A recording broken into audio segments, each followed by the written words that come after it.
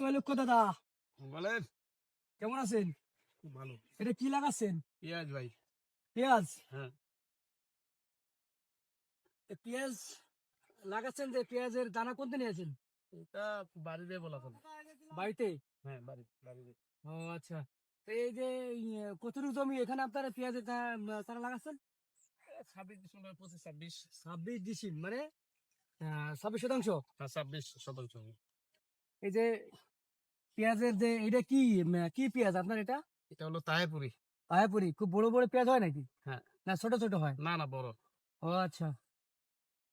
তো আমি দর্শকদের দেখাচ্ছি, এটা কিন্তু আহ, তাহেপুরি তাহেপুরি পেঁয়াজের চারা। আমার এই তৈলক্ষ দাদা এই যে 26 ডিসেম্বর জমিতে পেঁয়াজের চারা রোপণ করতেছেন। আর এই পেঁয়াজ কিন্তু বর্তমান বাজারে 50 থেকে 60 টাকা কেজি।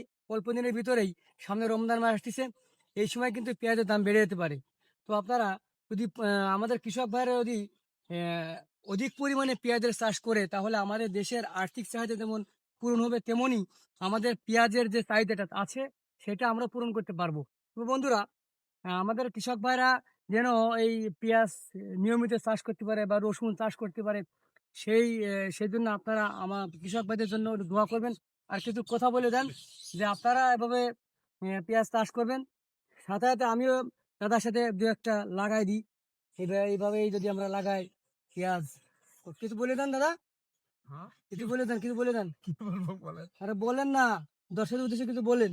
দর্শকের উদ্যোগে সরকার যদি উদ্যোগ নেয় যে কৃষকের পক্ষ থেকে, ঠিক আছে, হ্যাঁ, তাহলে কৃষক অবশ্যই পেঁয়াজি আবাদ করে। কারণ পেঁয়াজি আবাদ করলে কৃষকের মানে কামলা লাগে সবচেয়ে বেশি, ঠিক আছে। এই হ্যাঁ। হিসাবে যদি কীটনাশক এবং সার এটা যদি কৃষকের উপর লক্ষ্য রাখে একটু সরকার, তাহলে সবচেয়ে কৃষক পেঁয়াজির আবাদটা করবে এবং বাংলাদেশে পেঁয়াজ দিয়ে বাংলাদেশ অবশ্যই চলতে পারবে।